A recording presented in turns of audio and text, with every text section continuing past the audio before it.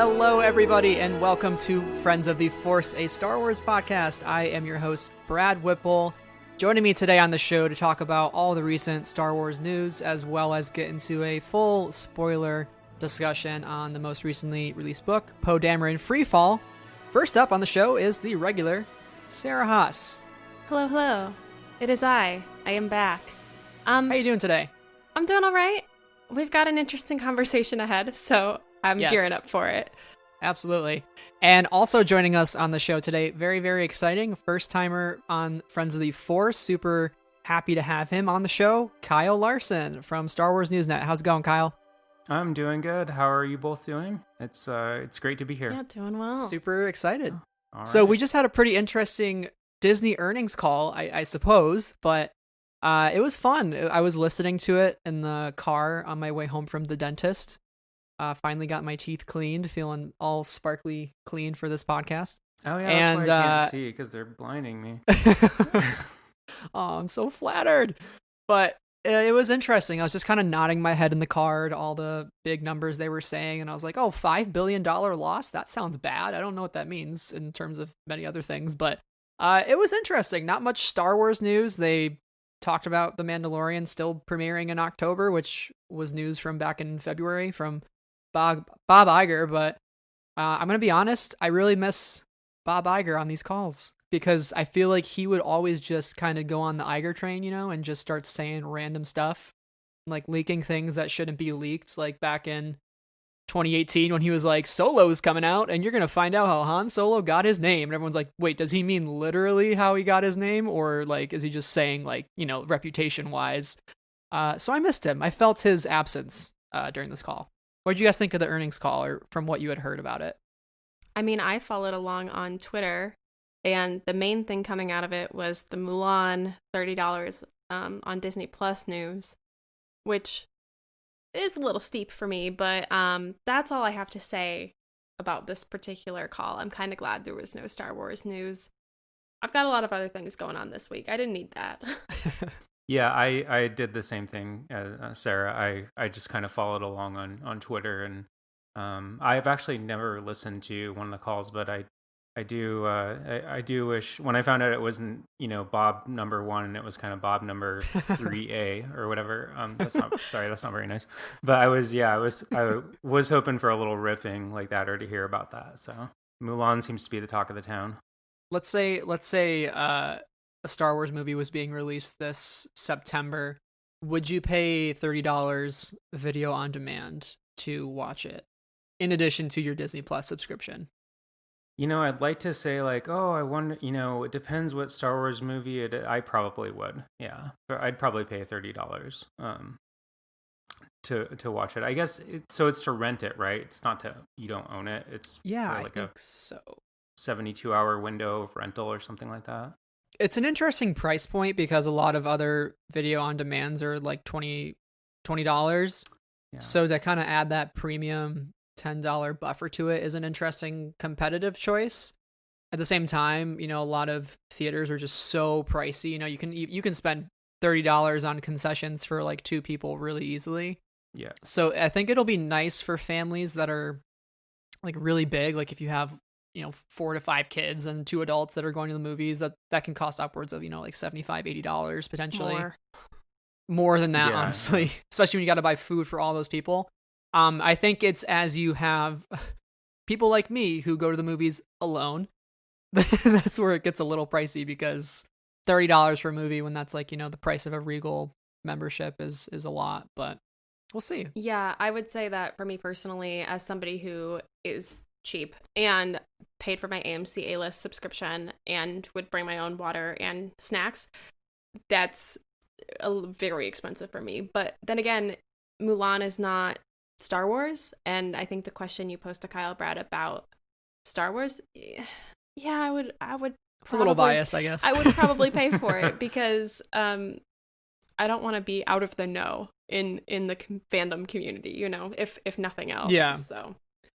And maybe it's the fact, too, that Mulan is like a remake of an original cartoon we already know the story to. So maybe there's an element of that where it's something that'll be familiar and kind of a nice nostalgia movie, right? So it's like, do I really need to pay $30 to see it, opening week, or can I just wait a while? So I think that's probably floating around in some heads where you don't really risk the spoiler conversation. So it is interesting, but I wonder if it could have any longer term implications for Star Wars, and maybe some sort of Star Wars premium content that eventually goes on Disney Plus. So who knows? I think I saw a tweet from somebody, I can't remember who it was, but it was an industry writer who said something like, now that they're doing this with Mulan, you can't really put the genie back in the bottle type thing, because if this is really successful, a lot of other studios are going to be like, hey. Yeah, lots so of changes are happening in Hollywood from COVID-19, so it will movie going will not look the same. So I think something like Mulan will eventually affect Star Wars. So we shall see. But speaking of money, if you would like to listen to the rest of this podcast, you must Venmo me $30 also. That's what it'll cost you to listen to this. This is Anyways, we're gonna move content. on from that. Premium content. Can't get this anywhere else, folks. Where else can you listen to us three talk about all things Star Wars? Let's move on to some recent news. So it's been a while since we've talked about news on the podcast. Mostly been very interview heavy recently and review heavy. So there's been quite a bit that's happened. Probably the most prominent news announcement was the Bad Batch series was announced. So that is coming next year on Disney Plus in 2021. And it's going to follow the Bad Batch in a, quote, rapidly changing galaxy in the aftermath of the Clone War. So it's pretty interesting that we're going to explore these characters. It's going to be executive produced by Dave Filoni, Athena Portillo, Brad Rao, Jennifer Corbett, Carrie Beck, and Josh Rhimes. And Brad Rao is going to be the director, and Jennifer Corbett will be the head writer. So a lot of Star Wars Resistance alum, which I love to see. And that show came and went way too quickly. So hopefully those folks can add some of their voice back into the Bad Batch. But Sarah, let's start with you. What did you think of the Bad Batch announcement when you first heard it? So this does nothing for me. I have seen maybe 3 or 4 arcs of all of the Clone Wars.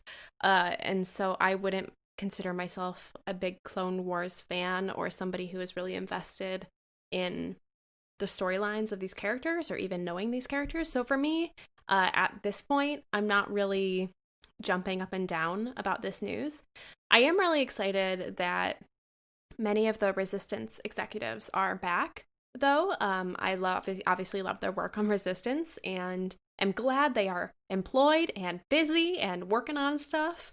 And, I hope that this show will end up being really good, and maybe I'll end up watching it. At this point, it feels so far away and it feels so intangible, I guess, that for me, it's kind of just tough to get excited about. But I'm looking forward to hearing more from it. And I also would say that I am looking forward to seeing what women characters will be in this show, considering all the clones are the same person. Oh man. Absolutely. That needs to happen for sure. And, I think that's a lot of people's similar complaints with The Mandalorian. There weren't too many women characters in the first couple episodes. It took a little bit to get there. I think Sanctuary was really great, but it still kind of was not the best in terms of representation. So hopefully that comes around for Bad Batch. But Kyle, what are your thoughts on the Bad Batch? I think you're a pretty big Clone Wars fan from what I know. So what did you think of this announcement? Yeah, I really like the Clone Wars, and I'm not like, I don't follow it. I'm not quite, because I think the Clone Wars super fans are like, they're really, really into it. And I've probably watched the series once through, one time, or all the way through one time. And I'm a little bit like, do we really need to spend more time in this period? That's kind of where I'm at. And also what Sarah said too, is like, this really doesn't seem to like open the door for a lot more female characters. I saw a lot of female like mutuals on Twitter, saying like, okay, like like what Sarah said, like, what does this show do for me? Like, what story is it going to tell? And I, I'm going to keep an open mind. I'll definitely check it out when it comes out, but I wasn't like jumping up and screaming when they announced it. and I enjoyed that arc, but at the same time, in this last season, this final season that came out, I thought there were so many other stories or characters that they could have touched on. Like, I can't remember the name of the two sisters, but in that middle arc, that would have been a great show or something like that. Mm-hmm.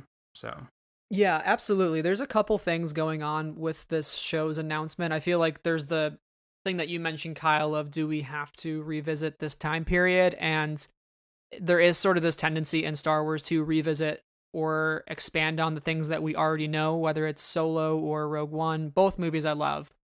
Now the Bad Batch, Kenobi, all these sorts of things, a Cassian Andor series. So it's all kind of things that we are revisiting. So it kind of makes you wonder, when will we get some original content that's not just reserved for the books, like a High Republic? I think a High Republic animated series would have actually been really cool to complement this whole publishing initiative that's coming out. And when we talk about this like multimedia project to like make Star Wars accessible for new fans, I think that kind of does it, because for somebody who's not really familiar with the Clone Wars, they may not be as pulled towards a Bad Batch series because they're like, I don't know who those guys are. But I could be completely wrong. It might invite many new types of characters and types of voices into the show and completely blow us away, as has been the case with Dave Filoni. So I'm kind of under the like trust Dave train right now, because I've always trusted him and I hope he does right by fans. But to that point, trust is always earned and it can be taken away just as easily. So the second part about it too is this is like the first new animated show we've had announced in quite a while. So it makes me wonder, is this going to be a part of a much larger lineup of shows that are going to be coming down the pipe, right? So are we going to get like 2 more animated series that are announced soon that are going to be more female focused, or, not just so male gazy, male centric? So I think if that's the case, it might be better to announce all those at once to kind of give people options rather than like piecemeal. But do you think that could be the case, Sarah? Like, could we maybe get this as part of a larger animated initiative where we're going to have tons of shows to choose from? So even if Bad Batch isn't your tea, there might be something else that you can tune into. Yeah, I mean, I ultimately believe that's going to be the case. In general, there's kind of something for everyone. We know that there's the Leslie Headland live action show that is being worked on. We know that, Taika's doing something and Brian might still be doing something in the movie realm, and Feige and all these people have things planned, and I think it's just tough to see ahead when we do not get the same picture that they have on the inside at Lucasfilm. They know where everything is placed. They know when they're putting things out into the world. But I assume there will be more animated shows, and I hope that we'll get some new voices and new characters, because I know a lot of people are saying, oh, I'm really interested, or I think that a Rebels sequel show will happen, and that would feature people like Sabine and Ahsoka. And while that's super awesome as well, it still is focusing on the same characters. So I hope that we get new stuff in the future along with this Bad Batch series. Some new female characters that people can relate to, not just the same ones, as if they're being recycled because, we're too afraid to take new risks with new characters, right? To that end, like Bad Batch does have some good representation going on behind the scenes, like we mentioned, but at the same time, that can't come at the expense of the on-screen representation. So hopefully we'll get some more shows coming in the pipe. But the next bit of news that came out was the Mandalorian Publishing Program. So I was actually really excited about this as a Mandalorian fan. I was kind of waiting for so long to get some sort of companion novels or books, because I am pretty much a Mandalorian shill and will buy anything and everything that has Baby Yoda on it, given by my Funko Pop collection that is on pre-order. And this will include a Art of the Mandalorian book, a visual guide by Pablo Hidalgo, some comics from Marvel and IDW, some junior novels, and a Mandalorian original novel written by Adam Christopher, which was supposed to come out on November 15th or so, but it now has been delayed until next fall, which is quite a long time. It's a pretty big delay. So that's unfortunate. But Adam Christopher is in Empire Strikes Back from a certain point of view, so we will hear from him a little sooner than later. So Kyle, what did you think of the Mandalorian announcement? Did it kind of take you by surprise since it was so hush hush for quite a while? And what did you think of the delay that happened? Yeah, I was surprised, and like you, I was really surprised leading up to the first season that there wasn't any companion novels or comics, because usually they do that with pretty much every project, even video games and theme parks. So this was really a pleasant surprise. And I initially, when I heard about Adam Christopher's novel getting delayed, I was bummed. But then also, like, I remember there's been novels like we're going to talk about Poe Dameron Freefall, and I think the first Aftermath novel too were written in kind of a flurry, like right after they were announced. And well, I did enjoy the first Aftermath novel. You can definitely tell that the following novels were much more cohesive and told a much, I don't know, it just felt like a better story.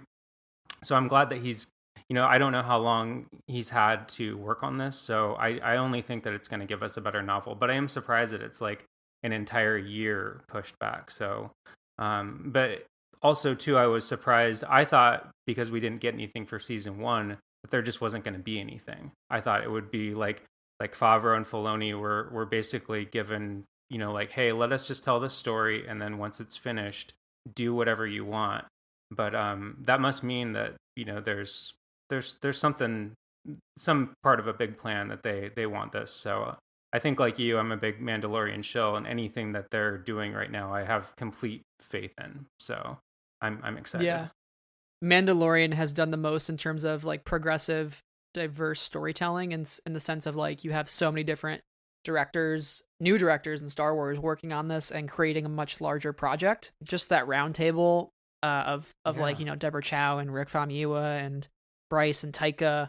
It was just so exciting to see them kind of all in one place talking about the series, and I love the show so much. But Sarah, I know you're kind of in the middle on the Mandalorian, but does the you think the books excite you a little more for like what's to come, especially because this seems like it will probably include some season 2 stuff, so I wonder if that caused a little bit of a delay as well, maybe some secrecy behind the story, so he had to wait a little longer. I'm not sure.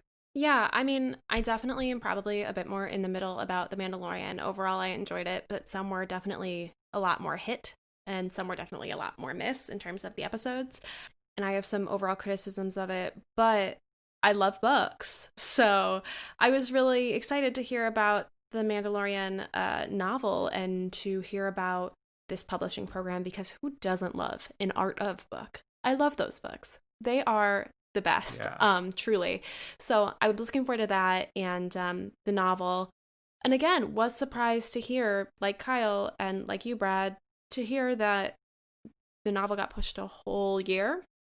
Mm-hmm. I know that there's been a lot of shifting in the publishing industry because of COVID and just how they're having to remarket books and think about sales and that sort of thing when you can't really go out to the bookstore as often.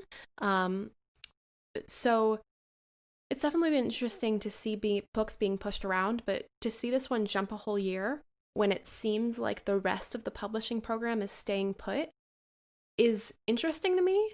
And maybe it means we will get more novels, perhaps of different levels, whether it be like YA or middle grade as well, in 2021. Mm-hmm. Yeah, I'm really excited though for the art of book, because the concept art from this show is really, really interesting. And I will definitely pick up a comic from the libraries. So, I mean, I love learning more about it, and I'm definitely interested in season 2 and looking forward to it and what it has to offer. So this is all exciting to me, and hopefully the Mandalorian novel in 2021 will be really fantastic. And I think, Kyle, you made a great point when you said the first novel's out the gate after a big project versus giving them time to breathe and time to develop as a story. I will always take a more laid out book that had time to be developed than something that is rushed to get out the door as quickly as possible. Because I think, if you're going to give me a really good book a year from now, I will wait, And Del Rey's been killing it. I got to say, like, their books have been so good.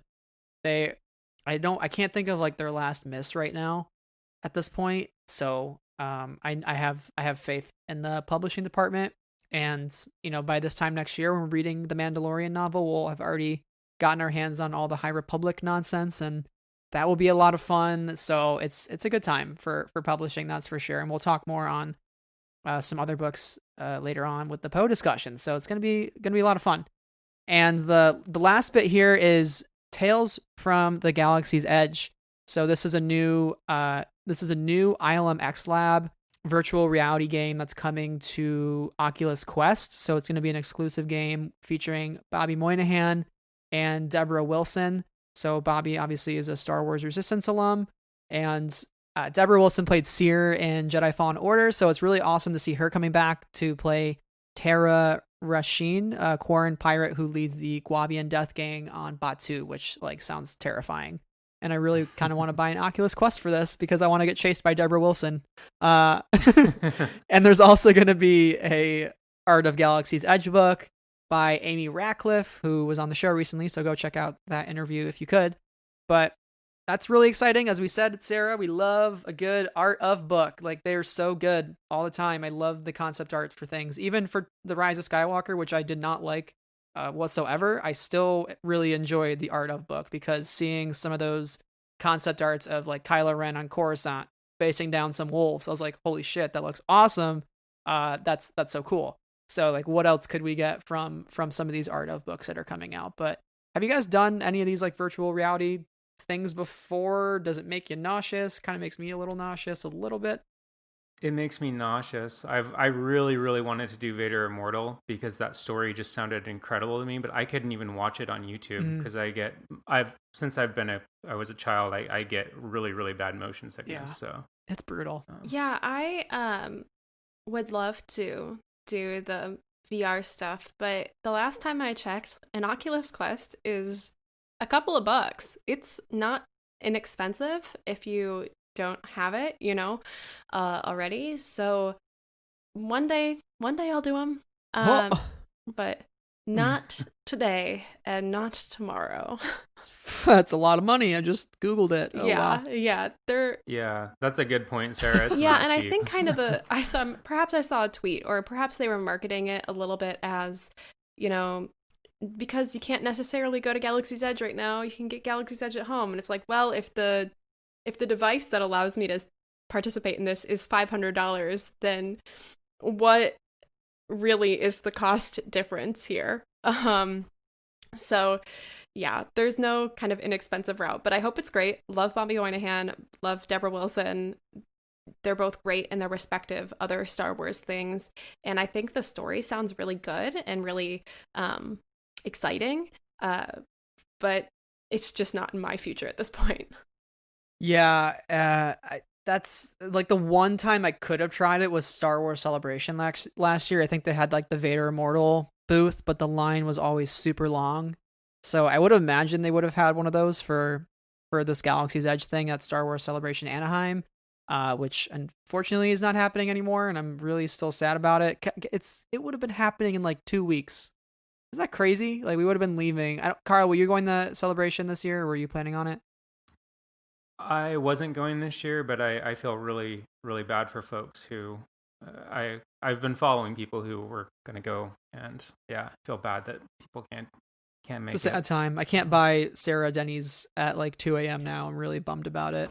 We have been planning this for a year, and now it's going to have to wait 2 more years. Listen, everybody listening, when Star Wars Celebration happens, there's going to be a Friends of the Force meetup at Denny's. Mark your calendars for 3 years from now, 2 years from now, if I do math right. Econ major, woo. So yeah, that's going to happen. I'll buy everybody Grand Slams. I count on it. So yeah. I'm coming too. Yes. Oh, great. Kyle, you're invited also. Here we go. We're going to get Grand Slams. It's going to be great. So many pancakes. Unlimited pancakes, as Palpatine would say. Well, that is pretty much all of the news recently. So we're going to kind of transition here to our discussion on Poe Dameron Free for All by Alex Segura. If you want to know more of our thoughts on the book, this would be a good time to tune in. And we're going to kind of run through our overall impressions, kind of what worked and what didn't work, what's to come with maybe some of these sequel trilogy characters, and what we maybe hope to see in the future. So that being said, your final warning, for Poe Dameron Freefall. And now we're going right into it. Woo! All right. Welcome, everybody, to our conversation on Poe Dameron Freefall, written by Alex Segura and released by Disney Publishing. So we're going to be talking about all things spoiler heavy, and we are so excited, trepidatious to talk about this book. That's a big word. Nice job, Brad. So the synopsis for this book is called, Fancy it says words. here, I know, it's great. I think I know what that word means. The synopsis is, it's been a few years since Poe's mother passed away, and Poe and his father, who was a pilot for the rebellion, have had more and more trouble connecting. Not sure what he wants to do with his life, teenage Poe runs away from home to find adventure and to figure out what kind of man he is meant to be. This book, I have some thoughts about it, and I think, Sarah, you have some thoughts as well, so I'm going to start with you. But what are your overall thoughts on Poe Dameron Freefall to start? You should not have started with me. Oh, we should have. This might be my least favorite book in canon. I have a really tough relationship with this book. I was interested in it, but not going, oh, this is the story we need right now. But I was curious to read it because I do like Poe as a character, and I find him really fun and interesting, and really appreciate how he's kind of been shaped into this leader of the resistance, kind of through TLJ and Tross. So that's really interesting to me. The spice running was not what I expected out of his character arc.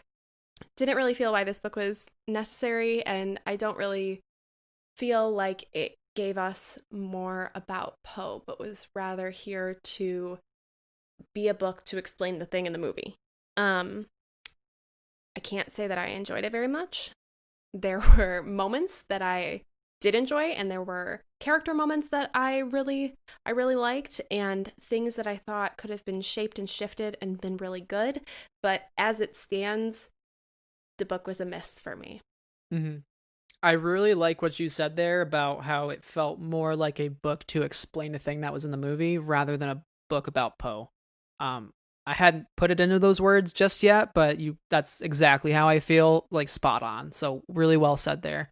Kyle, what are your thoughts? I know you read it a little bit ago, you just reread it recently, so you've had like 2 reads of it. Did you kind of pick up anything new on your second read? Did your thoughts sort of change on the book? How are you feeling about it? Yeah, and I agree that Sarah nailed it with you nailed it with that. It does. I remember when it was first announced, that's kind of what I thought too. I was like, oh, they're trying to explain this, and I didn't really pick up anything new, and I'm not trying to sound mean or anything, just because this book isn't very deep. Not that like it needs to be, the great American novel or anything, but it's a very surface story, and Alex Segura is really good at writing action. Like the action scenes are well written, but I don't really go to Star Wars for that. It was like Sarah said, Poe is he is an interesting character, and I did enjoy his arc, but he's had a great deal of material dedicated to him, which he's had his own comic series. He was pretty much at the forefront of both the novels leading into The Rise of Skywalker, and he's had a pretty good run. So I was also really confused kind of why this novel was just dropping, and I didn't really pick up anything new, except I really did, I enjoyed a lot of moments that Zori was there, and I do really like Sayla Troon, who was the New Republic security officer who's kind of tracking them down. But yeah, I wasn't thrilled with this novel either. So that's kind of where I'm at with it. Yeah, there were some good and bad aspects for me, more not so great. But I'm definitely glad, like, Alex Segura got to write his Star Wars, and it kind of had some promise, like right in the beginning. I felt like he was really getting at something, especially with more of the family relationships between Poe and Cass, and what that looked like in the absence of his mother. And that really was kind of what I was the most interested in. But then it goes on this kind of wild bantha chase of, all right, now we're in the Spice Running Gang, and we're making a lot of time jumps, and now a couple months have passed, and you're like, well, what happened in those couple of months? I want to know what that looked like, So we don't necessarily get all of the steps of Poe's psyche as he goes through this. It's more of a almost like a checklist and a rapid progression of mission, betrayal, escape mission, question if he made the right choice, kind of rinse and repeat sort of pattern, which I fell into that very quickly, and I almost started to find myself skimming in some parts, which I wasn't, I don't typically do that with Star Wars books, but that's where I was kind of getting to. But Sarah, did you want to give maybe a sort of overview of what happened in the book? Just kind of like a large scale picture for listeners who kind of want to get the lowdown on what they might have missed. Some of maybe just the big key elements of the story. Yeah, so basically this book takes place when Poe is 16. His mother, Shara, died when he was 8. And so he and his father have been living in a state of grief and a state of butting heads since then. And they are having trouble processing their grief even many years after the loss of Shara.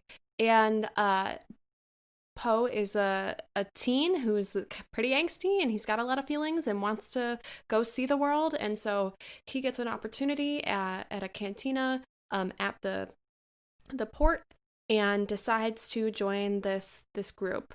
And this group is the Spice Runners of Kijimi, which is their actual title, which I found to be interesting. It's pretty on the nose. As opposed to the Spice Runners of Naboo, which are all Gungans. I want Gungan Spice Runners is what I'm saying. Oh, I want that book. That would be fascinating, because Naboo, very interesting place. Anyway. Misa gonna steal your spice. Back to this book. Anyways. In this group of people, Zori is among them, and she is also about the same age, 16, and they need a pilot, so that's where Poe comes in, and essentially they train up within the Spice Runners in order to become full-fledged members of the Spice Runners. They go through some trials and near misses, and during this time, there is a New Republic officer called Celatrun, as Kyle mentioned, and she has a personal vendetta, a personal reason why she wants to find the Spice Runners. They killed her family, so she's got to go avenge them. So Kes is looking for Poe, and Sela is looking for Poe, and eventually Poe becomes a full-fledged member. We find out that Zori Bliss is Zori Bliss. There is a big plot that kind of gets foiled by Poe towards the end, and then Poe makes the decision to essentially leave and the Spice Runners and go on his next journey. And I think that is the best popcorn plot I've ever done. Even though I didn't popcorn. Let me just say, if there is one redeeming aspect of this book, it is definitely Poe Dameron drunk in a bar on a random backwater planet, watching a speech of Leia Organa in the Senate, and then deciding to join the Resistance right then and there.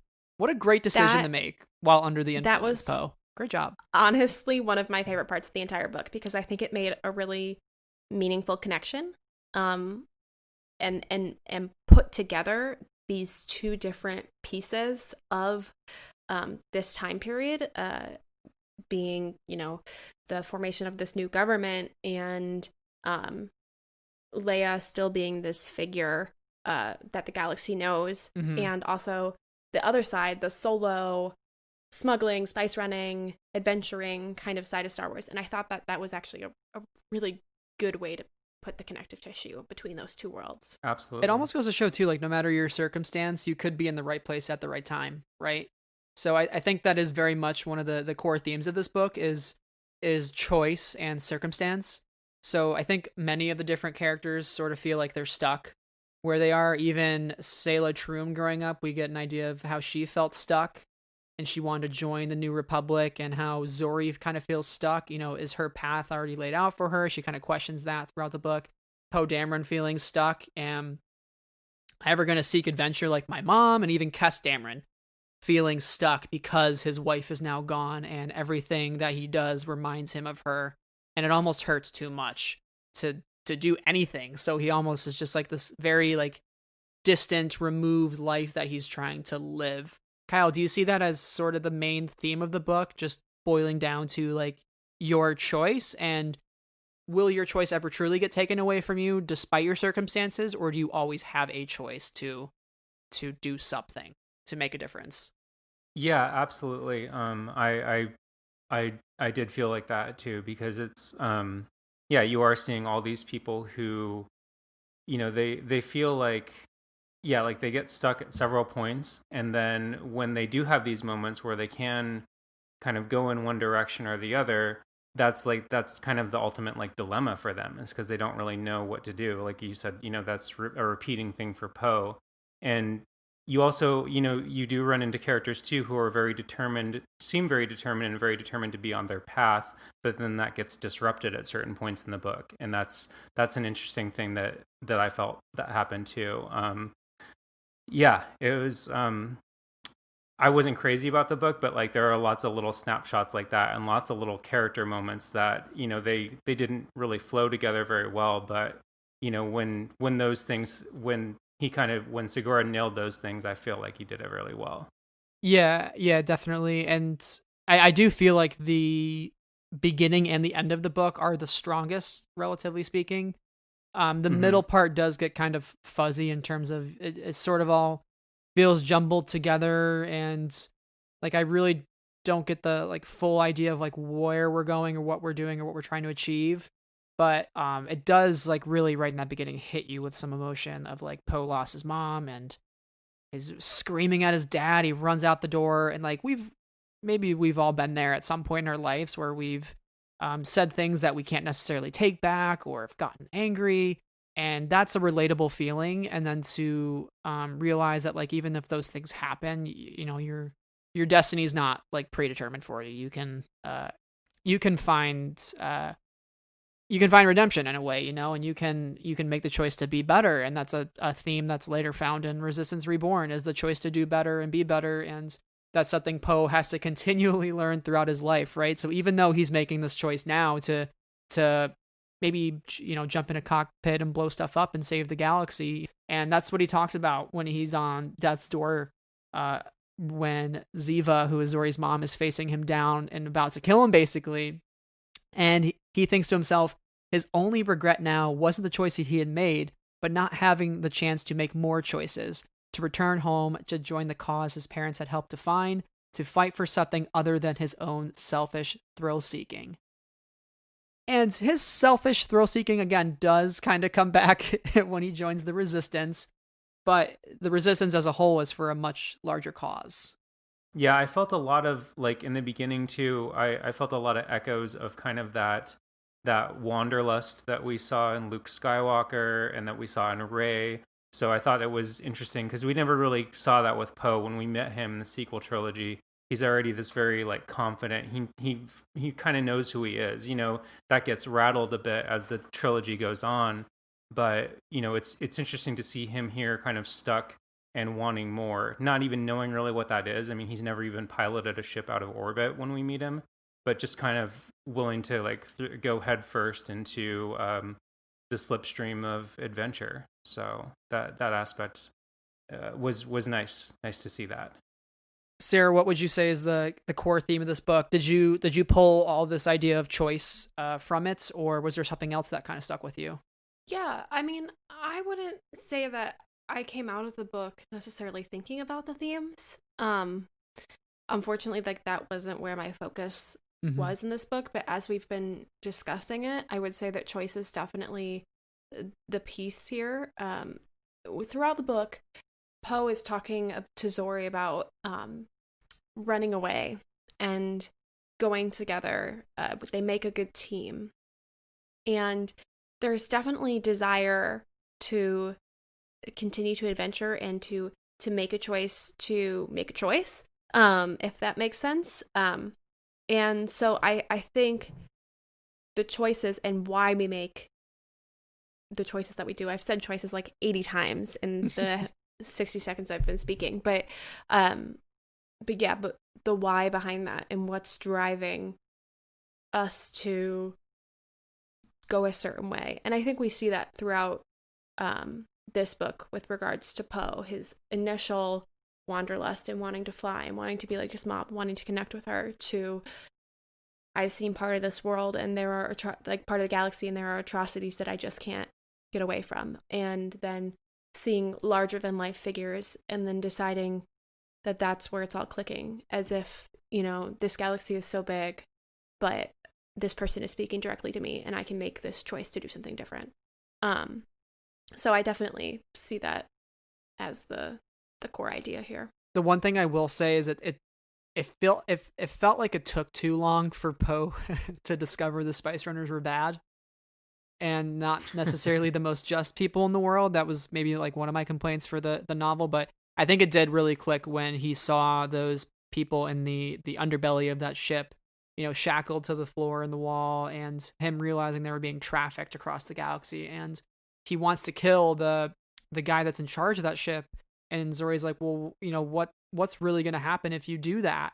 It's just another person will kind of spring up in his place and take over. And the galaxy isn't, she says to Poe, this is how things work out here on the edges of the galaxy. There's no black and white answers or simple choices. It's all gray and complicated. You can't just swoop in, play hero, and leave. You have to live in this world. And for me, I really saw that as the clicking point for him, because he realized, I can be a hero. I can swoop in and save people. And we see what that ends up doing in The Last Jedi. It costs many lives, dead heroes, as Leia would say. But I think that's maybe the one defining moment, the one moment that I maybe felt something for in the book the most was that. And I wish it was explored a little bit more with how he dealt with seeing that afterwards. But ultimately, we do see it results in him leaving the Spice Runners. But yeah, I think that just that idea of having this ship where there are dozens upon dozens of people being trafficked across the galaxy was a really bold idea. It's horrible. Yeah. In a kind of terrible way, but in a good way for Star Wars, because we look at the Phantom Menace and Shmi and Anakin were slaves. This is a thing within the Star Wars galaxy that is a genuine issue. And so I think bringing it back up in this book in the way that it did, and the conversation that they had around that, about that pilot, was really interesting. And I think this is one of the points where they did a time skip, where they said, oh, he took them to the next place and now it's been 6 months later. I really wish we would have gotten more of those ideas, because I think that there was so much there. And I did remember reading that, or when I did read that, I thought, oh, this is hard hitting. There's something there, but we don't dig into it in the way that I wish had happened. Yeah, I think that's where the book falls short. Absolutely. Kyle, did that scene impact you heavily when you read it, and did that stick with you? Oh yeah.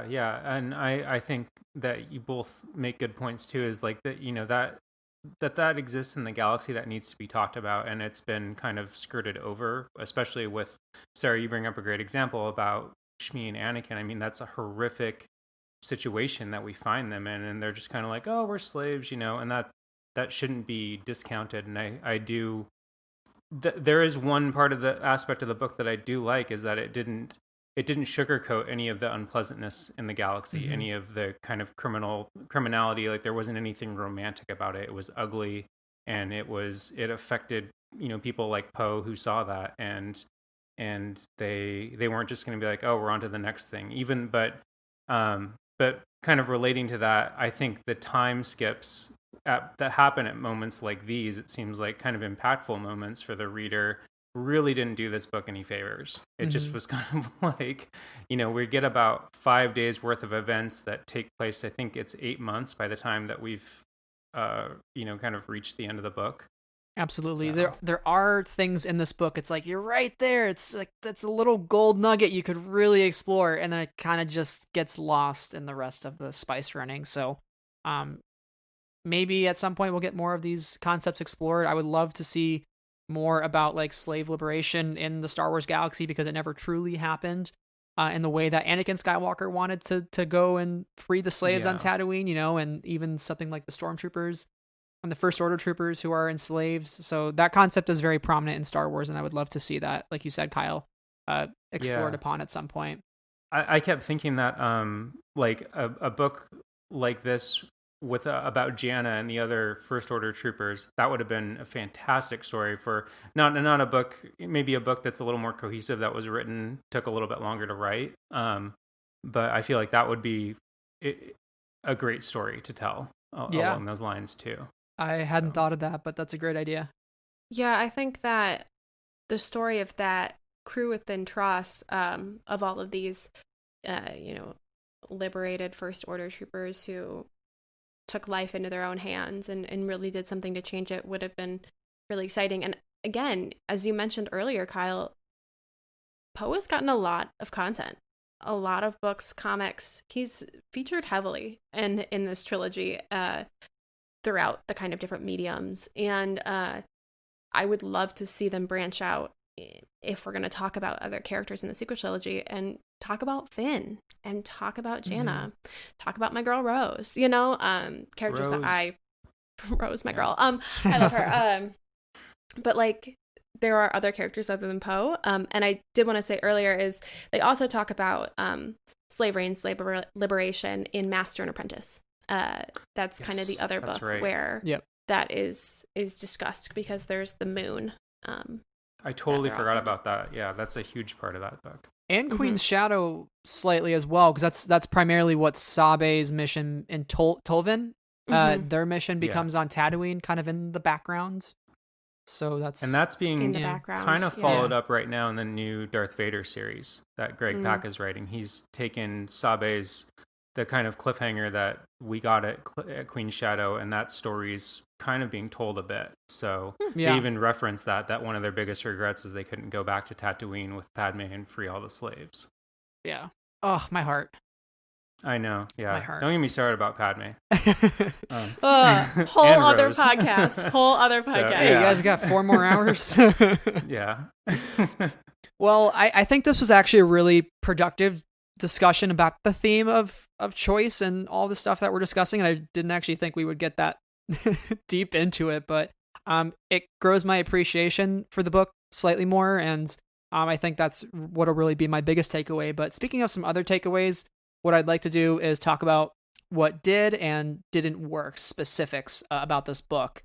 So let's start with one of the didn't works. I kind of like to mishmash them so they're not all hitting at once, positively or negatively. But for me, what didn't work is the continuation of dead moms in Star Wars. Within the first 3 pages, we find out Shara died, and that for me was kind of just not great whatsoever. And there seems to be this kind of continuing pattern of mothers dying in Star Wars and never getting to like live their lives out full. To my knowledge, the only mother that has a happy ending is Hera Syndulla, not even relatively, because she loses her other half in Kanan, but Vanessa Doza in Star Wars Resistance, right? That's like the most complete family that we get in Star Wars that truly ends something, hugging each other, celebratory, in a celebratory manner, like being very happy. So, but we lose Leia, we lose Padme, we lose Aunt Beru, we lose Shmi, we lose all these motherly characters in Star Wars, and it kind of makes me feel like, for what? Why is it always just the default for the father issues in Star Wars, right? Or like dealing with the father. I'm just kind of wondering like why this continues to happen, and I want a story eventually that has the mother feature prominently, because I don't think we should shy away from male characters, especially having emotion. And I think this book is so focused on Poe being a man and being hyper masculine, and it kind of goes away from some of the more feminine traits that he probably picked up from his mom, and it just becomes very much about adventure and being a scoundrel and all these things, while not necessarily like expanding on those themes right in the beginning of him sitting in his mother's cockpit and flying the A-wing as she holds his hand. Like, that is such an emotional scene to read on page, but it's just never expounded on. Let them live. Let the moms live. Let the women live. I really thought we were getting somewhere with Leia in The Last Jedi specifically. And, you know, Carrie Fisher's passing obviously has a role to play in that. But I don't really feel that we got the awesome mom moment that we could have gotten in The Rise of Skywalker. And so to see that the first 40 pages of this book or so were just like, we're in grief, and we've been in grief for the past 8 years, and we're really grumpy with each other because we don't know how to deal with one another. It's just frustrating, especially because we didn't get any of Charabe in this book. And I have read the Poe Dameron comic, I have read Resistance Reborn, but I haven't read the main Star Wars line, which is where I believe that Kes and Charabe show up. In the newest Charles Soule run. And they're featured in Shattered Empire. Yeah, yep. So, like, I think that I often ask myself, who is this book for? When it comes to Star Wars books, because sometimes it's a bit of a question mark to me. And in this part of the book, this was definitely a question mark, because if you've never read anything else of Poe, you're not going to have any connection to the pain that they're feeling, to the grief that we're feeling, because you don't know Charabe. And I'm not saying like we should have had 8 chapters of Charabe's adventures, but I don't feel like we authentically got to understand who she was in order for us to have that section of the book pay off in a really meaningful way. And because of that, it makes it's another dead mom a bit more evident and frustrating as a reader, and just as a fan who is a woman who just wants to see women live in the Star Wars happily, please, if possible. So yeah, it's kind of frustrating.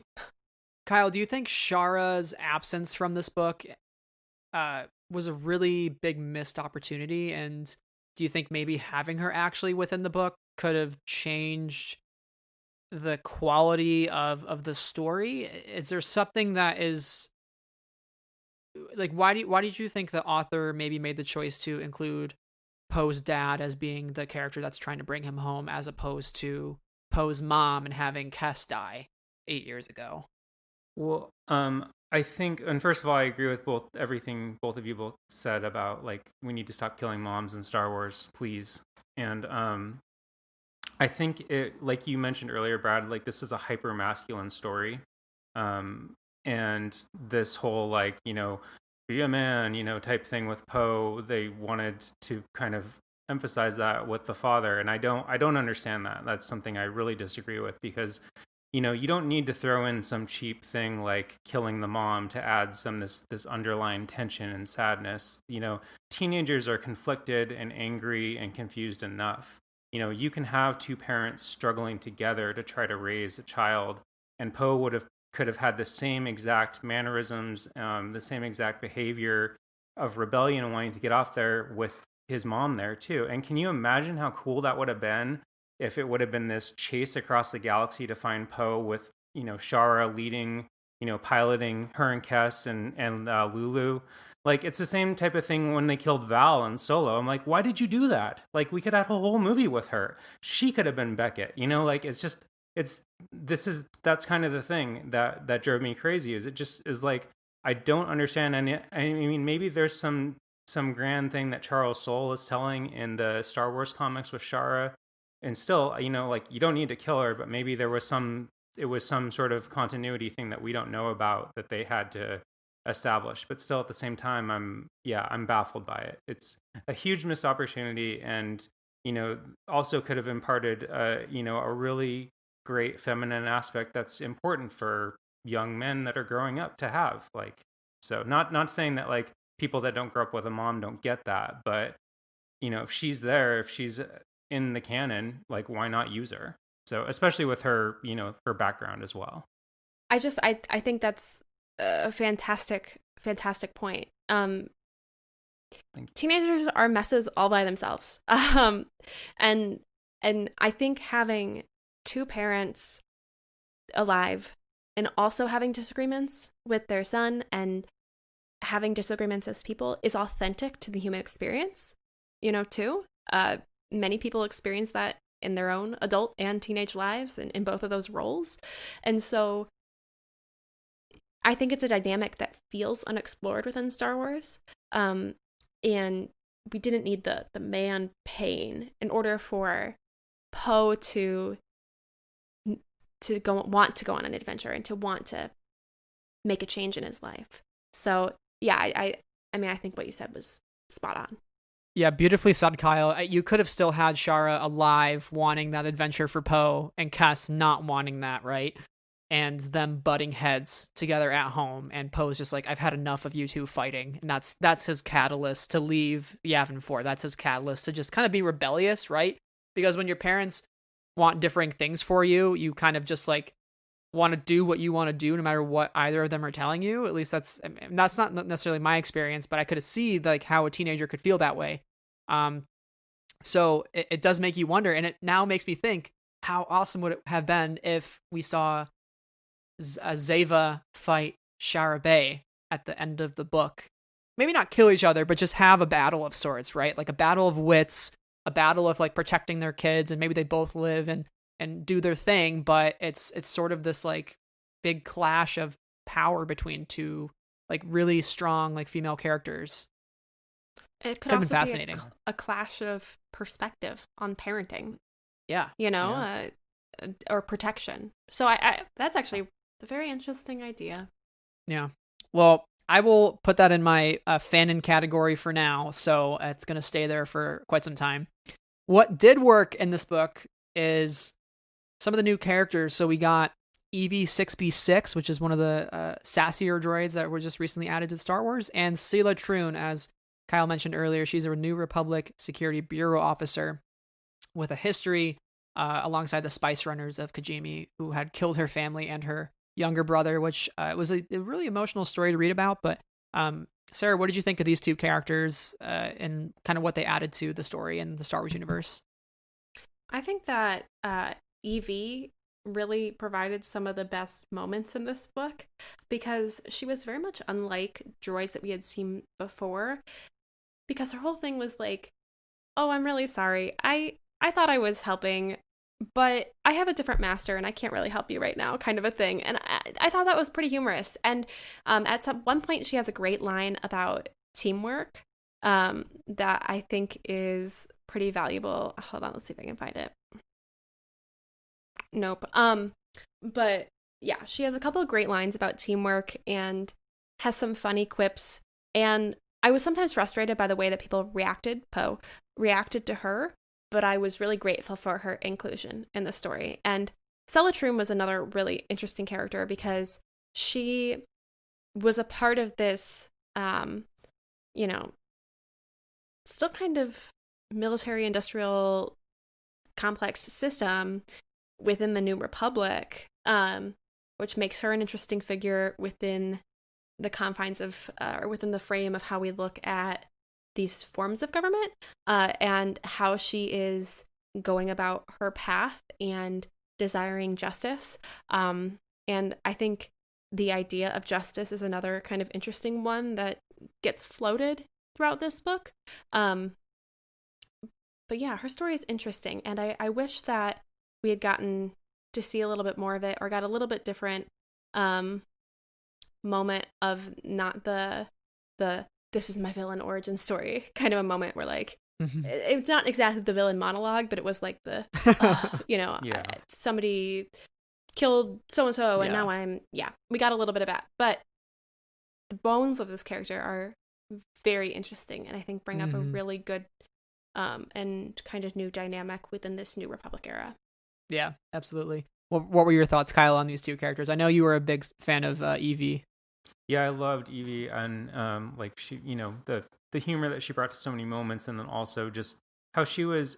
I mean, was trying to think of like the right, like maybe guardian in a way, but like like she I got a sense she was kind of protective of both Poe and Zori, which I found really endearing. And I've come to really appreciate and love droids a lot more too. I feel like that's, with a lot of these newer Star Wars stories we're getting this great kind of story about what it means to be a droid, and what it means to be an artificial being in a galaxy far, far away. And I liked Sella a lot too, because she was just, but I agree, like there could have been so much more done with her character, but I liked that she would just kind of show up. Like, I found myself every time that they were doing a job or something, I'm like, oh, I wonder where she is. Like, what's she doing right now?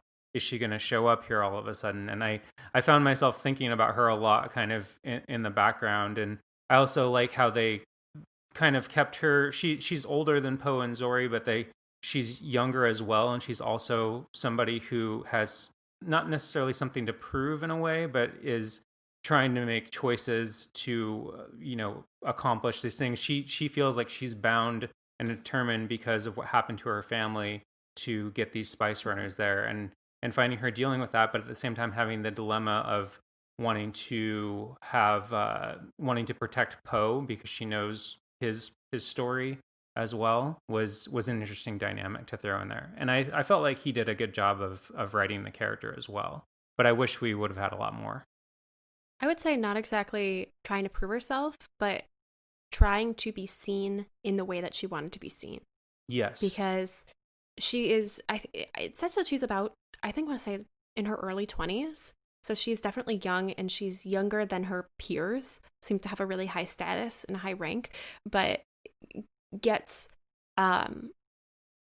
looked over a lot because they go, oh, she's young, And I think I feel that experience authentically, in the sense that, like, I'm begging for people to just take me seriously as a person. Like, like, I have a degree, I'm knowledgeable, I'm not an idiot, I'm not, not a joke. So I understand that experience, at least internally. And I thought that was a really interesting facet of her character that made it interesting for a YA novel, that she was aged up, but just enough that she wasn't quite an adult in the eyes of the book. Yeah, Mm-hmm. yeah, and I totally agree. That's a much better way to say what I was thinking as well. To me, Sayla also sort of represented an opposite or an inverted character relative to Poe, because Sayla is almost like the person Poe was on his path towards becoming, maybe kind of like the very like proper, like gonna not live a super adventurous, risky life, but sort of follow in his parents' footsteps in terms of working for the Republic and maybe instituting some sort of like order or organization to this new world that we're living in. And I think that's very much Sayla's MO. And she lost her. What made me think of that is when she lost her brother in the book, it uses the phrase guiding light to refer to her brother Gaethel. And that's the same exact kind of wording that Poe used to refer to his mom. And he said that she was a hero to him, a light he was always drawn to, a source he drew strength from. So to me, it seemed like both these characters had somebody that was their, quote, guiding light that they lost. We see Sayla use that and kind of motivate her to bring the bad parts of the galaxy in line, and then Poe kind of uses that in the complete polar opposite direction of joining that part of the galaxy and becoming a spice runner and kind of taking out his angst in that way. So I just kind of thought that was interesting, that when they finally do kind of clash heads, she kind of knows where he's been and like what his emotions are. She understands that, and at one point she says she thinks about having sympathy for him because she understands the sort of young lost feeling that he has, and like wanting to eagerly follow this ethos that he's just being exposed to and believing in. She's like, I've been there, I understand, but you don't have to go this way, like, even though she doesn't really necessarily want the best thing for him and is just going to lock him up and get all the answers she can out of him, she still understands his motivations and what he's feeling. So I thought that was a fascinating dynamic with her. One of the things that didn't work for me personally, and Sarah, you can hit off with this one, Poe and Zori's relationship. I think there was something there. I think it didn't quite hit the nail on the head, and it almost kind of was a bit problematic. I'm a little beating around the bush there. It was problematic in many senses and how I read it. But Sarah, why don't you kick it off with this relationship? Okay, so as Kyle mentioned earlier, this book kind of lacks depth. It does feel pretty surface level in a lot of ways, and I think one of the ways where we get that most clearly is within the characters' emotions and understanding how they're feeling and who they are. And so when this relationship happened, I was very surprised because I thought to myself, where in God's good name is this coming from? I didn't understand where we had gotten these emotions from these characters towards these other characters throughout this whole book. And then I had been highlighting something also throughout the book that I really, really struggled with as a reader, as a woman reader. And I kind of realized that this is maybe how the author was telling us this and telling us that they had attraction to each other. And it is the use of the word woman and the use of the word man about Zori and Poe to each other in their thoughts, as opposed to describing other facets of their personality or like appearance. It's not like, oh, she had really pretty eyes that stuck out to me and made my heart flutter or whatever. There are so many times, there are at least 5 times, I'm looking at it now, where Poe or Zori, mostly Poe, about Zori, will stop himself and say, oh, this girl, no, this woman. They're 16.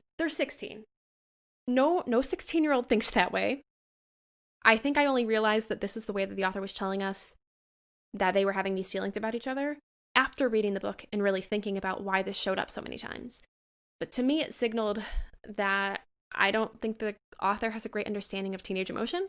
And it didn't allow us to understand why Poe and Zori were interested in each other.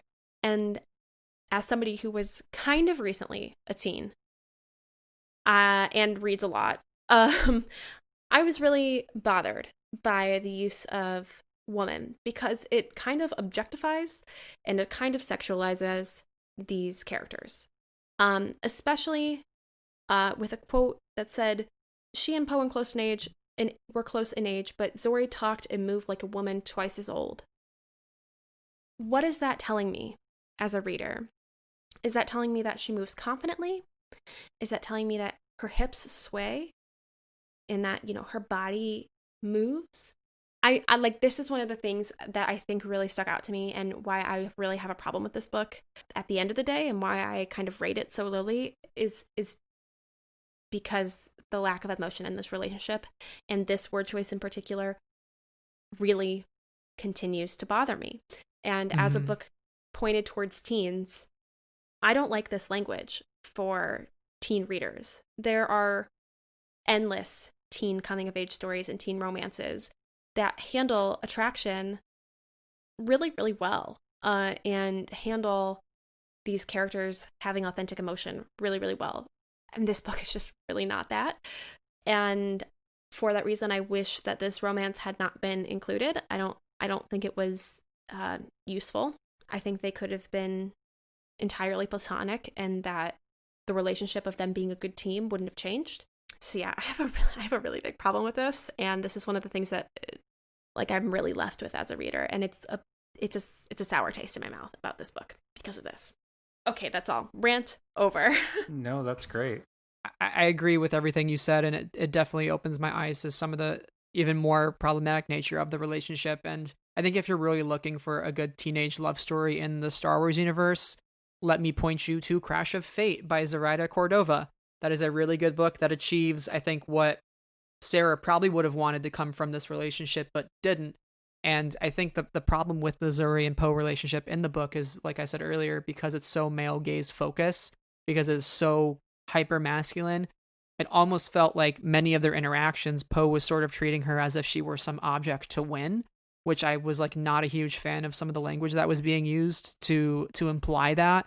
It kind of rubbed me the wrong way in a lot of different parts. And I think, Sarah, the specific language that you point out is a prime example of that. But Kyle, did the relationship work for you, or did it not work? Do you think that it could have it kind of fell short of being fully convincing to the extent of something like a Han and Leia, or like a something in A Crash of Fate?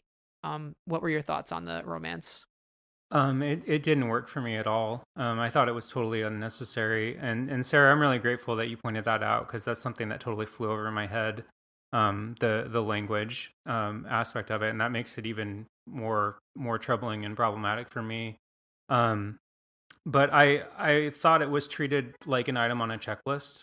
Like it was like, and I didn't think that was necessary. I don't think there's anything, there's kind of that jokey moment at the end of Rise of Skywalker where he hints like, hey, you want to hug and kiss or something.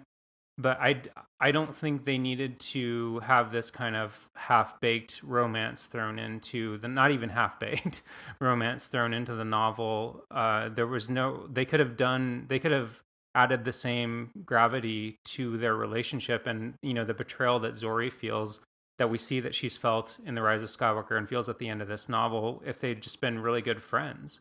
And I think that you could have done a lot more exploration of that relationship with them just being friends. I mean, I think my favorite moments when they were interacting were just them, in a platonic sense. So yeah, I wasn't a fan of this at all. And, it didn't feel like Alex, I haven't read any of his other books, and I don't mean to like attack the author of anything, but it didn't feel like he really enjoyed writing it either. It felt like maybe it was just something he felt like he needed to include for some reason, and it really took away from each character, and also from the bond that we're supposed to kind of buy into from this novel. Mm-hmm.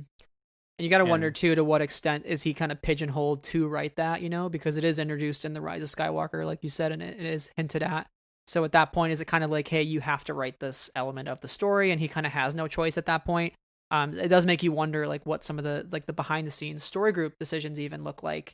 Because I'm a huge Finn Poe. I want gay Poe. That's what I want. Yeah. And Rise of Skywalker kind of felt like just a beat you over the head to say, hey, Poe is straight, and that's it. That's final. Which I don't like that. I think sexuality should be fluid, and you should kind of feel and love who you want to love, because love is love, and that's my story. Sarah, what were you going to say? I mean, yeah, I agree with your Tross thoughts, and I think that the moment at the end of Rise of Skywalker where he's kind of giving her some eyes and being like, let's go over there, and she's like, no, that's kind of Poe's nature in a sense, and it's too. funny. It is funny. I mean, it's kind of a funny moment, and it's also just, I think Finn Poe is a very popular ship and a very popular headcanon in general.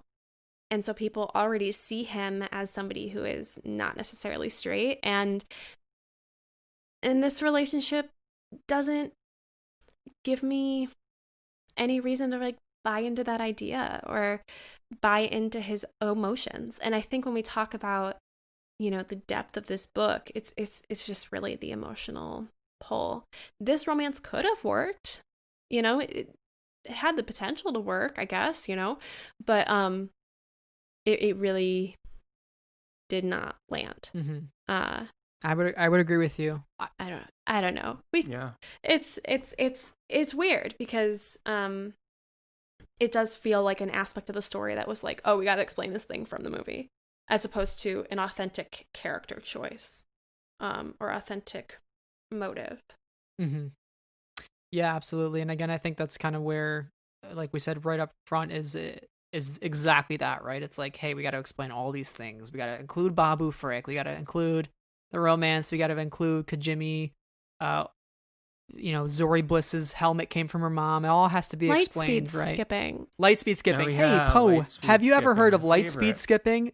That was actually Looks a line. Right at camera. That was that was a line. He I was winks like, oh Roger my God. Moore or something. Yeah, it's interesting, but I want to kind of jump now to our final thought here of what worked, and that would be Zori Bliss herself. I think I actually would have rather maybe preferred a Zori Bliss book, which would have been really cool to just learn about her as a spice runner, no involvement of Poe whatsoever. Again, as Sarah said, we've had much of his past explored through the Charles Soule comics, and even some of the Star Wars adventure comics. So I feel like that ground has been covered pretty heavily, but to learn about Zori Bliss, because there were some very compelling things about her story. And one of the things that I loved the most was her animal scream. Every single time something was happening, it would be this animal scream. And I just imagine like her running in like hand over head and just, slamming down a sword or something crazy like that. And she just seems like such a badass. And there's one line that I actually loved, and it said, "The scream wasn't laced with shock. It seemed to come from the base of her very soul, from a pure animalistic hatred Poe would never have guessed her capable of." So that was, I read that and I was like, dang, those are some good words in this book. Like there are certain parts where it's like, all right, that's pretty poetic and great. And she is just one example of that, and seeing how she struggles again with choice, and she feels like the spice running life has already been made up for her. Like, it was interesting to see her grapple with that, and at the end make the choice to want to reform the Spice Runners with Poe and give him a chance. And ultimately it kind of backfires at her, because then he makes his choice. And I would have loved to see her deal with that, and deal with a mother who had expectations of her that were very high and mighty, and that would have been a compelling story. Yeah, and I think I'll say that I had the same thought you did while reading this book, in that this should have been a Zori Bliss book. Because, I mean, there are some moments here where we realize that she's been adopting this other name as to not give away her identity as, like, the daughter of the head of the Spice Runners, at least to Poe. Everybody else seems to know who she is except for Poe. So I don't know why she has this different last name. But, there's this identity part, and there's this wanting to get up through the Spice Runners based on her own merit, and not because she has the name under the leader. And her relationship with her mom is pretty interesting, and she is kind of a badass. And I think you're right about the animal scream. I know people talk a lot about loving feral Rey, like angry yelling Rey. I mean, this is the same kind of idea. Love that shot so much. Give me a character who isn't confined by her emotions, but is wraps her arm around all of her emotions. And I think we get that when we get that tidbit. And I think we also get a little bit of that in the text that I hate so much, about, her being a woman. But there is a sentence where it says, "The wide-eyed and eager teen had been swiftly replaced with a strong, focused, driven woman." And those are really interesting qualities. And, being focused and driven and strong, and also being wide-eyed and eager. Like, there's so much depth that I think can come from those qualities, and how she came to adopt those things into her personality, and why she has to act in this certain way in order to be able to be a successful Spice Runner. So yeah, I kind of just wish this was a Zori book, because again, Poe, a ton of content, Zori, brand new character. And while we got bits of her in here, I think a whole novel from her point of view, even if it was the same story that we got in this book, would have been a more interesting story overall. Yeah, she is a messy character. I love that. And Kyle, what did you think about her sort of ferocity and what this book added to that character? Well, I absolutely agree with you both. And if you asked me earlier too, like if I picked up something in the second read, and I think touching on what both of you have said, like this, I would much rather this felt more like a Zori Bliss.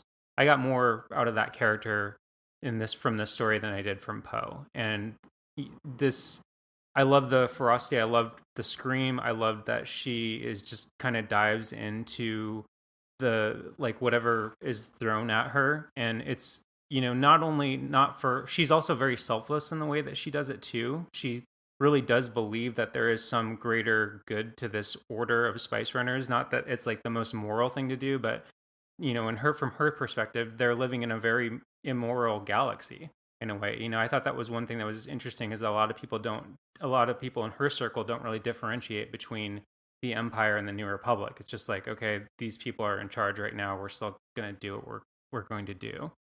And I thought that seeing her kind of at the very end of the book, where it ends, it leaves her in an incredibly interesting place that if they wanted to pick up more stories, oh, I would like, please sign me up, send me that book, send me that comic series, or that, I don't know what Carrie Russell's doing right now, but well, I guess she'd be a little too old to play it, but like, I would love more stories. That would be a great way to explore, the galaxy at that point in time, which is pretty much untouched right now. So, damn, I would have loved a Carrie Russell narrated audiobook. Oh, well, I heard her. That was the thing, that Carrie Russell's performance was so effective, and I'm a huge Americans fan. So like I had her voice in my head the entire time, which any sort of dialogue, so that helped out a lot. Yeah, and I gotta say that my favorite part of Tross, one of my favorite parts, is that discussion between Zori and Poe. It is like one of the, as much as I dislike the movie, it is actually one of my favorite parts of the sequel trilogy, because that whole conversation where she like puts the visor down, you get to see her eyes, and you get like, that's just so, and it kind of takes Poe back. He's like shocked almost to see like her opening back up to him after what we see happen in this book, and then just say, there's more of us. Like, we can do good. Remember all the way back then when I told you that the galaxy isn't black or white? There's just just a giant gray mess. Now we fast forward and she's telling him, hey, this is actually what we can do. We can make some good in the galaxy. We can right those wrongs that we previously weren't. I can't walk out on this war. Not till it's over. Maybe it is. We sent out a call for help at the Battle of Crate. Nobody came. Everyone's so afraid. They've given up. No, I don't believe you believe that. Hey. They win by making you think you're alone. Remember? There's more of us. Yeah, and you hit on the scene that I was also thinking about. One brain cell. One brain cell. We just share it. I throw it to the other side of the Zoom. You throw it back. No, but I really do think that Zori's character in this book is the most authentic to her character, in the movie. I feel there was a disconnect between teen book Poe and adult book and adult movie and adult comic Poe. Not in the sense that like, they're just growing, but like I felt they were different people until there are 380 pages in this book. I took a note and I said, I finally heard Poe's voice in this book on page 375. And so like I think that's the trouble with me in this book, is like I really did not feel Poe's voice until very late in it. And I felt that with Zori's character, seeing her in the movie versus seeing her much younger in this book, I understand both points A and B. I understand her as a young person and I understand her as an adult, because there is that bit of development when she is having that conversation with Poe. There's still that as you said, Kyle, that selflessness of, her giving him the medallion, the coin that allows them to do the next step of the plan and get in where they need to get in. But her saying, there is actually a cause here, where she wasn't necessarily willing to commit to a cause beyond the Spice Runners as a young person. So like I think that's an interesting development and something that you can see as a through line between the book and the movie, however many years later. I would have just loved it. Kajimi, the entire book, all about Zori and why she feels so attached to that planet and the children of the planet that are getting taken by the First Order, and kind of having, again, still have those elements of enslavement, like we saw with Poe and her. And it could have been such a powerful book that we get to explore those concepts that we were talking about, and to have it within the context of this brand new character that we don't know too much about. It would have been really fascinating. Also, I noted that we got the words Dai Bendu Monastery in this book. Yeah. Good call. Good call. That was also in the Tross novelization. Ray, Alex, I need more. I need to know what it is. Yeah. I need to know the ins and outs of that. And that's where you were saying just now about the Kajimi kind of idea and the children and the First Order. the Dai Bendu Monastery, a fascinating piece of middle of the Force that, you know, we get a little bit in Rebels with the Bendu, but like, oh, I would have loved to just get a little nugget of that past the mention, but more. I loved the mention.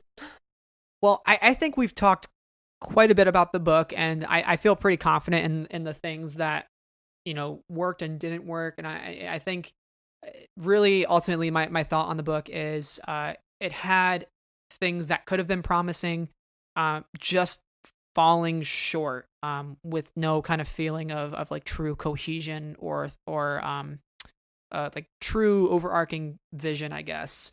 It kind of felt a little bit all over the place, but I do think it still had some like really great elements to it, like we were talking about. So to kind of wrap up the discussion on this book, what are each of your overall thoughts on the book, just to kind of sum up how you're feeling after we talked it through, and what do you think is maybe next for publishing if we're going to focus on some of these sequel trilogy characters? Do you want to see a Rey or Finn book? Do you want to see a book about Jannah or Zoe Bliss instead? Like, should we kind of start branching out from some of these legacy characters, or do we need to know more about them? Kyle, let's head to you first. Yeah, so the book to me, and I think we've all kind of said this in our own way, it felt unnecessary, and it felt like it was just kind of a retcon in a way. I mean, there are some things that I loved about the book, or some moments, but overall the story just didn't, you know, do too much for me. It felt very, very predictable in a lot of ways too.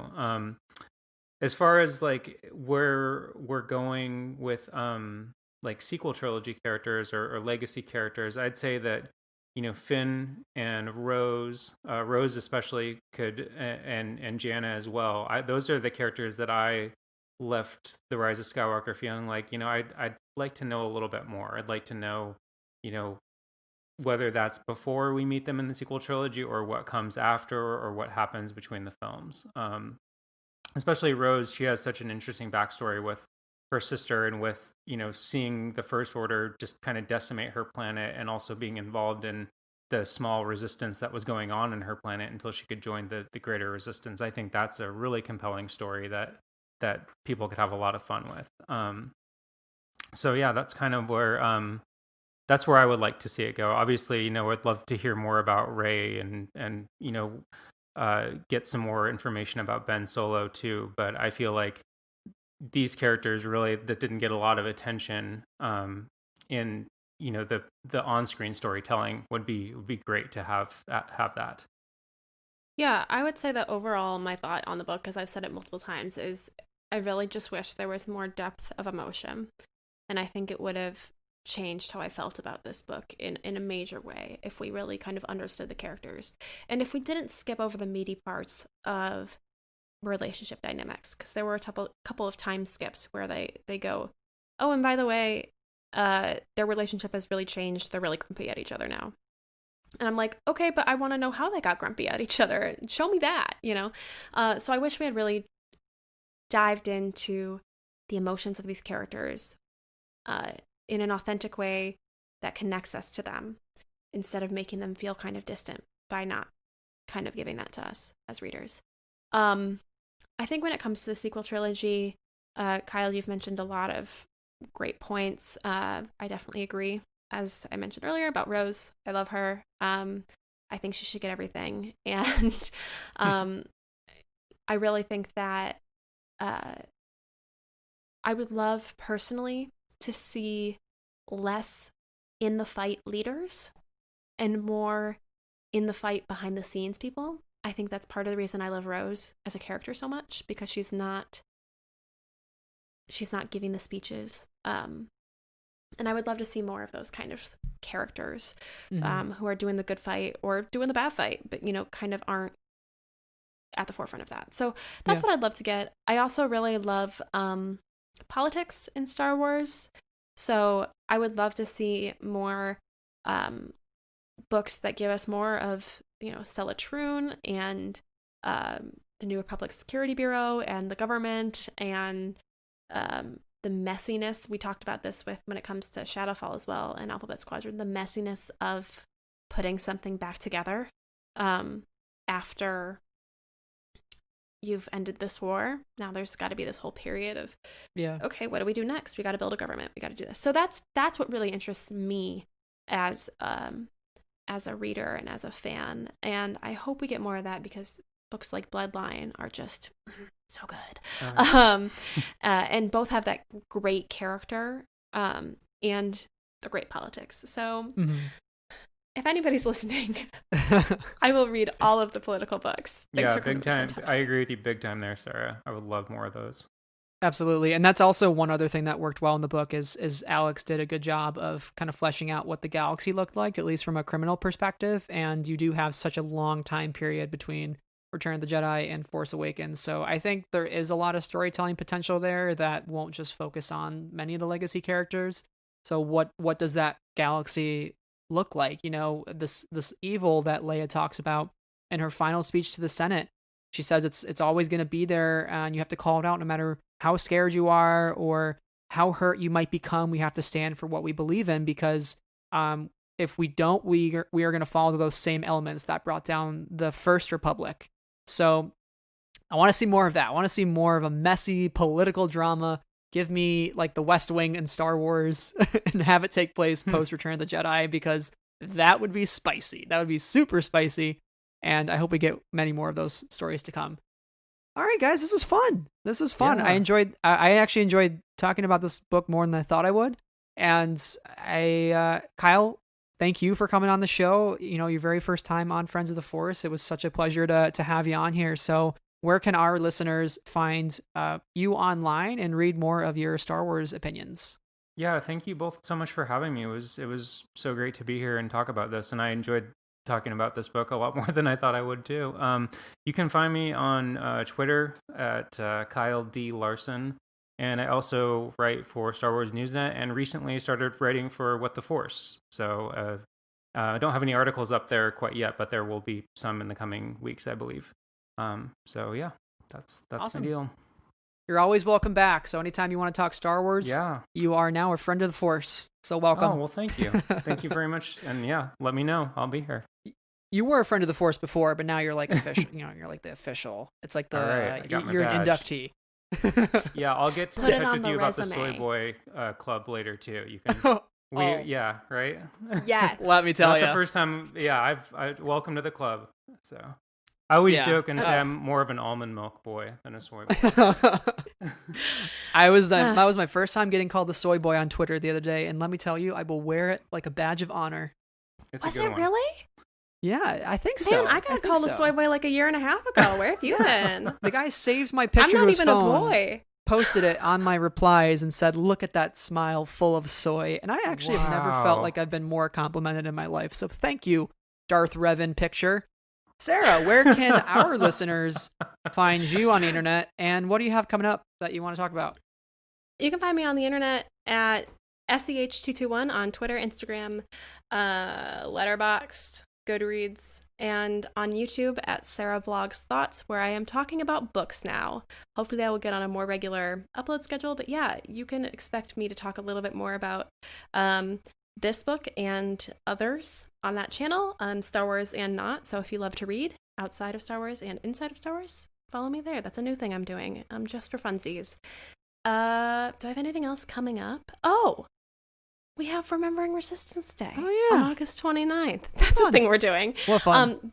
Yeah, so that's on August 29th. Brad and I, as hosts of Bebo's Book Report here on this here Friends of the Force, are hosting #Remembering Resistance. And if you're a Resistance fan like us, then please join us in using that hashtag on August 29th.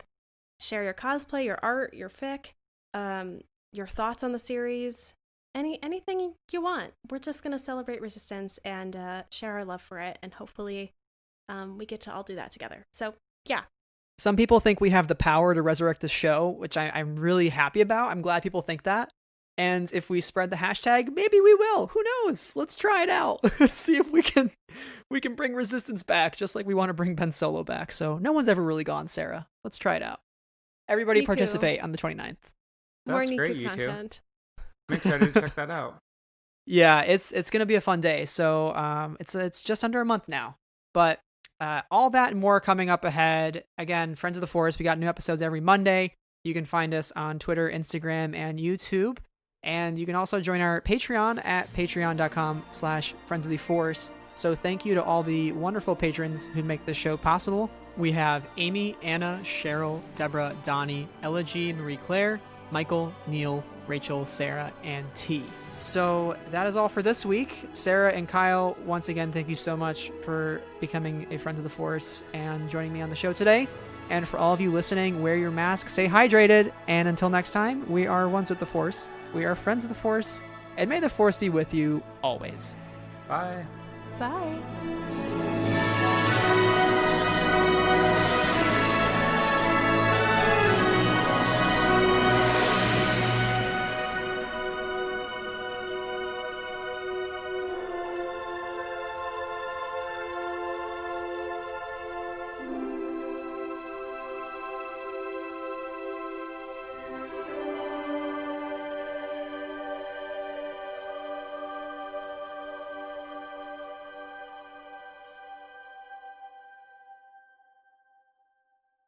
Friends of the Force is a proud member of the Star Wars Escape Pods network. To learn more about our sister shows, find us on Twitter at We Are Escape Pods. The Star Wars Escape Pods network, promoting positivity in fandom.